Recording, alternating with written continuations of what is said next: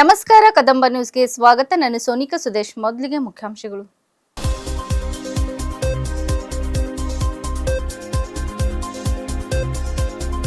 $10 ಲಕ್ಷ ವೆಚ್ಚದ ಹೊಸ ಸಮುದಾಯ ಭವನಕ್ಕೆ ಶಾಸಕ ಡಾ ಶೈಲೇಂದ್ರ ಬೆಲ್ದಾಳೆ ಚಾಲನೆ.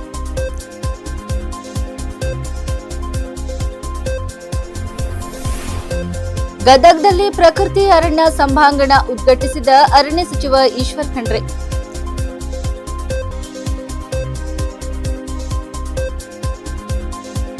ಭಾಲ್ಕಿಯಲ್ಲಿ ಸಿಲಿಂಡರ್ ಕಳ್ಳತನ ಪ್ರಕರಣ, ಠಾಣೆಯಲ್ಲಿ ದೂರು ದಾಖಲು.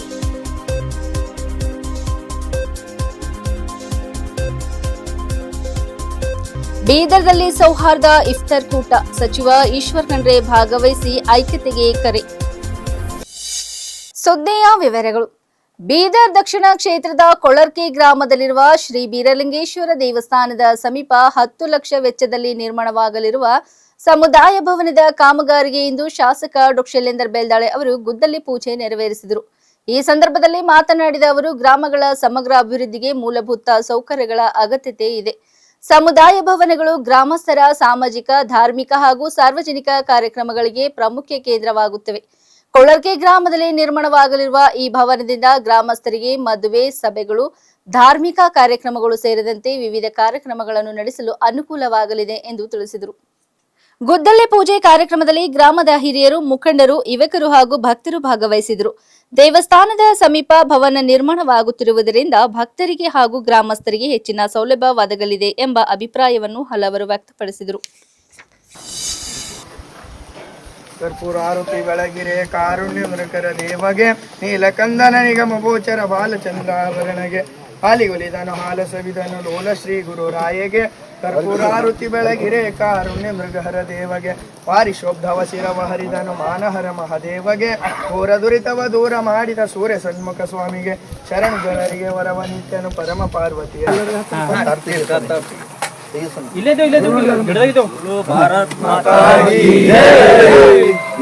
ಜೈ.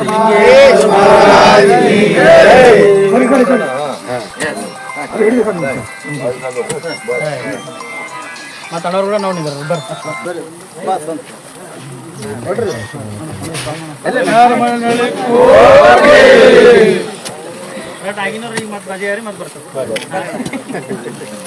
ಎಲ್ಲರೂ ಅಲ್ಲೇ ಹೋಗ್ರಿ, ಎಲ್ಲರೂ ಕೂಡ ಎಲ್ಲರೂ ಬರ್ರಿ ಬರ್ರಿ.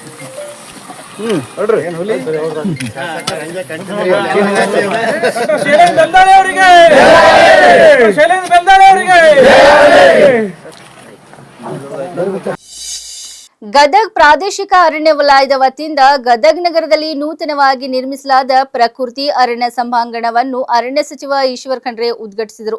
ಇದೇ ವೇಳೆ ಗದಗ್ ಸಮೀಪದ ಅಸುಂಡಿ ಗ್ರಾಮದ ಬಳಿ ನಿರ್ಮಿಸಲಾಗುವ ತಿಮ್ಮಪ್ಪ ದೈವೀವನ ಅಭಿವೃದ್ಧಿ ಕಾಮಗಾರಿಗೆ ಅವರು ಭೂಮಿ ಪೂಜೆ ನೆರವೇರಿಸಿದರು.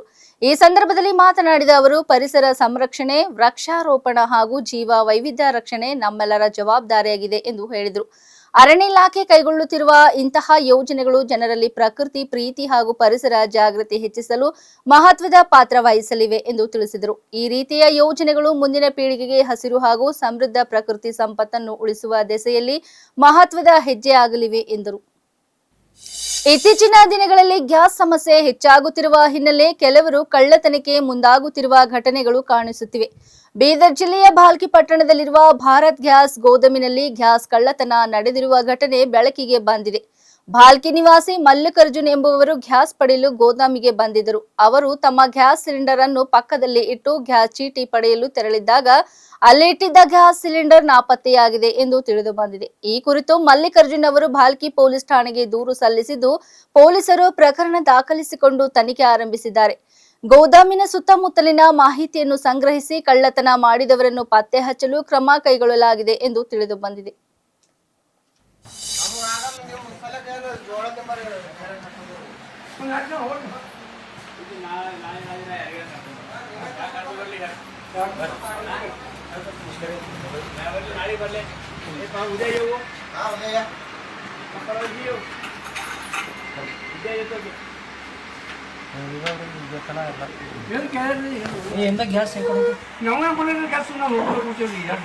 ನಿಮ್ಮ ಗೇಟಿ ಸಂಬಂಧ ಇಲ್ಲ. ನೀವು ಕಳ್ಕೊಂಡು ನೀವು ಐವತ್ತು ಸಿಲಿಂಡರ್ ಈಗ ಬರಬೇಕು ನಾವು ತಪ್ತೇವೆ ಇಲ್ಲ ಗ್ಯಾಸ್ ತಪ್ಪೇವು ಮಂದಿ ಹಂಗಲ್ತಿಲ್ರಿ ಈಗ ನಿಮ್ಮ ಮಂದಿ ಹೊರಗೆ ಇರ್ತಲ್ಲ ನಿಮ್ಮ ನಮ್ಮ ಮಂದಿ ಹೊರಗಿಂದ ನಮ್ಮ ಮಂದಿ ಆ ಕಡೆ ಇರ್ತಾರೆ ಈಗ ನಿಮ್ಮ CC ಕ್ಯಾಮ್ರಾ ಚೆಕ್ ಮಾಡ್ಕೊಂಡು ಕ್ಯಾಮ್ರಾ ಬಂದ್ರೆ ಎಲ್ಲನೇ ಕ್ಯಾಮ್ರಾ ಬಂದವ್ರಿ ಹ್ಞೂ ರೀ ಹಿಂಗಾಗಿ ಸರ್ ಇಂಥವು ಆಗ ಕ್ಯಾಮ್ರಾ ದೊಡ್ಡ ತಂದು ಅವ್ರು ಆಗ ಸರ್ ತಾಪನೆಗಾರ ಗಪ್ತು ಕೂರ್ಸಿದ್ರು ಹೀಗಾಗಿ ಸ್ಯಾಟಿಲೈಟ್ ನಮ್ಗೆ ಇಂಥ ದೊಡ್ಡ ಗ್ಯಾಸ್ ಏಜೆನ್ಸಿಗೆ CC ಕ್ಯಾಮ್ರಾ ಬಂದು ಅಂದ್ರೆ ಹೆಂಗೆ ಬಂದ್ರೆ ಈ ಪಾಡಿಗೆ ಮುರ್ದಕ್ಕೆ ಅವ್ರ ಹೇಳೋದನ್ನು ಇದು ಮುರ್ದಾಕ್ಯದ ಆ ಕಡೆ ಏನು ಚಾಲು ಅಲ್ಲ ಅದಕ್ಕೆ ಇಲ್ಲ ನಾವು ಒಟ್ಟು ಯಾವಾಗ ನಿಮ್ಮ ಗ್ಯಾಸ್ ಇದ್ರಾಗ ಅದು ಚಾಲು ಅगर ಕಾಣತ್ತಲ್ಲ ಸೀದಾ ಅದ ಸಲಕ ನೋಡೋಲ್ಲ ಇವ್ರ ನಿಮ್ಗೆ ಸರ್ ನಾಳೆ ಬಂದ್ರೆ ಚೆಕ್ ಮಾಡ್ತೀವಿ ಸರ್ ಇಲ್ಲ ಅದು ಸರ್ ಇಲ್ಲಿ ಕಡೆ ಮಾಡಲ್ಲಂತೆ ಇಲ್ಲ ನಂಬರ್ ಇಲ್ಲ ಆಗ ಇಲ್ಲ ಅವ್ರಿಗೆ ಗೊತ್ತು ಅಂದ್ರೆ ನಿಮಗೆ ಗೊತ್ತಿಲ್ಲ ಅಂತೀರಿ ನೀವು ಹಾಂ ನಂಗೆ ಗೊತ್ತು ಹಂಗೆ ಹೇಳಿ ಮತ್ತೆ ಬಂದೇವಲ್ಲ ಅಂತೀರಿ ಇದ್ರೂ ಬಂದ್ರೆ ಅಂದ್ರೆ ಈಗ ಸರ್ ಬಂದ್ರೆ ಚೆಕ್ ಗೊತ್ತಾಯ್ತು ಗೊತ್ತಾಯ್ತು ನೀವು ಚೆಕ್ ಮಾಡಕ್ಕೆ ಪರ್ಮಿಷನ್ ಇಲ್ಲ ಭಾಳ ಚೆಕ್ ಮಾಡೋದು ಅದೇ ಹಾಂ ಸರ್ ನಂಬರ್ ಕೊಡಿ ಸರ್ ಮಾತಾಡಿ ಪವಿತ್ರ ರಂಜಾನ್ ಮಾಸದ ಅಂಗವಾಗಿ ಬೀದರ್ನಗರದಲ್ಲಿ ಪೌರಾಡಳಿತ ಹಾಗೂ ಹಜ್ ಸಚಿವ ರಹೀಂ ಖಾನ್ ಅವರು ಆಯೋಜಿಸಿದ್ದ ಸೌಹಾರ್ದ ಇಫ್ತಾರ್ ಕೂಟದಲ್ಲಿ ಜಿಲ್ಲಾ ಉಸ್ತುವಾರಿ ಸಚಿವ ಈಶ್ವರ್ ಖಂಡ್ರೆ ಭಾಗವಹಿಸಿದರು. ಈ ಕಾರ್ಯಕ್ರಮದಲ್ಲಿ ವಿವಿಧ ಸಮುದಾಯಗಳ ಮುಖಂಡರು, ಜನಪ್ರತಿನಿಧಿಗಳು ಹಾಗೂ ಗಣ್ಯರು ಉಪಸ್ಥಿತರಿದ್ದು ಪರಸ್ಪರ ಸೌಹಾರ್ದತೆ ಮತ್ತು ಸಹೋದರತ್ವದ ಸಂದೇಶವನ್ನು ಹಂಚಿಕೊಂಡರು. ರಂಜಾನ್ ಮಾಸದ ಪವಿತ್ರವನ್ನು ಸ್ಮರಿಸಿ ಎಲ್ಲರೂ ಒಟ್ಟಾಗಿ ಇಫ್ತಾರ್ ನೆರವೇರಿಸಿದರು.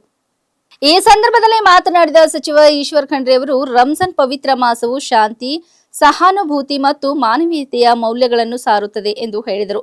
ಉಪವಾಸ, ಪ್ರಾರ್ಥನೆ ಹಾಗೂ ದಾನ ಧರ್ಮಗಳ ಮೂಲಕ ಸಮಾಜದಲ್ಲಿ ಪರಸ್ಪರ ಪ್ರೀತಿ ಮತ್ತು ಗೌರವವನ್ನು ಹೆಚ್ಚಿಸುವುದು ಈ ಮಾಸದ ಪ್ರಮುಖ ಸಂದೇಶವಾಗಿದೆ ಎಂದು ತಿಳಿಸಿದರು. ಇಂತಹ ಸೌಹಾರ್ದ ಇಫ್ತಾರ್ ಕೂಟಗಳು ಸಮಾಜದಲ್ಲಿ ಐಕ್ಯತೆ, ಸಹಬಾಳ್ವೆ ಮತ್ತು ಸಹೋದರತ್ವವನ್ನು ಬಲಪಡಿಸುವಲ್ಲಿ ಮಹತ್ವದ ಪಾತ್ರ ವಹಿಸುತ್ತವೆ ಎಂದು ಅವರು ಅಭಿಪ್ರಾಯಪಟ್ಟರು.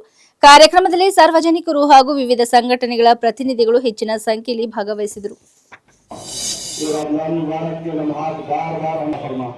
ईमान की मौत अता फरमा, चुगली से, गीबत से, हसद से हमारी हिफाजत फरमा, हर शर से हिफाजत फरमा, आसमानी बलैया से हिफाजत फरमा, जमीनी फिक्रों से हम सब की हिफाजत फरमा, दुनिया को मालामाल फरमा दे मौला, हमारे सलामती अता फरमा दे मौला, और हमारे इस रियासत में खुशहाली अता फरमा, और खुसूसन हमारे इस शहर में मौला भाईचारगी, अमन, सलामती अता फरमा दे मौला। हम सबको इत्तेहाद, इत्तेफाक से जिंदगी बसर करने की तौफीक अता फरमा, हमारे दिलों को पाक और साफ फरमा दे मौला, हमारे दिलों को पाक और वाला रिज़्क़िका अफ़्तरतु फतक़ब्बल मिन्नी।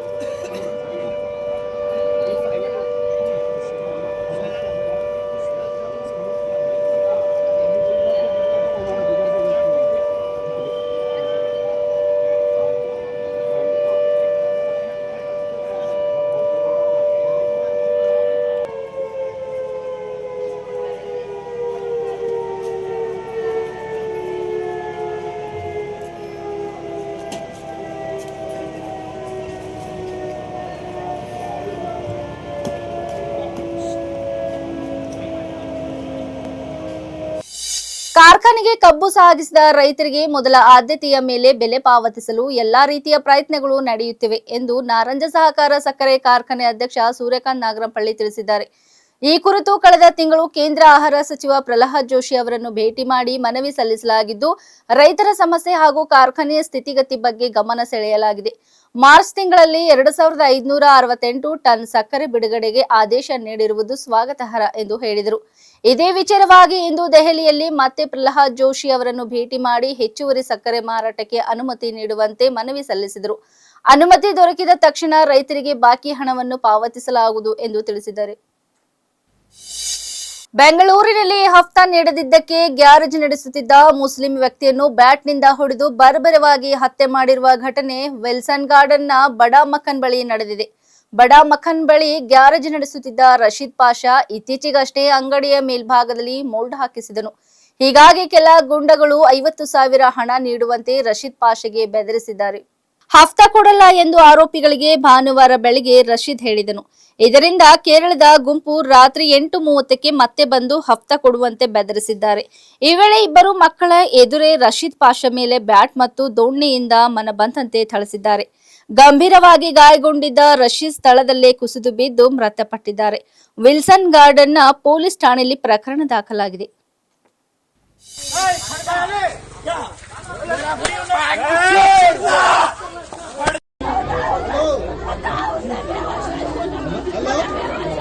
ಇಲ್ಲಿವರೆಗೆ ಸುದ್ದಿ ಕೊಟ್ಟಿದ್ದು ನಾನು ಸೌನಿಕಾ ಸುದೇಶ್. ಮುಂದಿನ ಸುದ್ದಿಯೊಂದಿಗೆ ಮತ್ತೆ ಭೇಟಿಯಾಗೋಣ. ವಂದನೆಗಳು.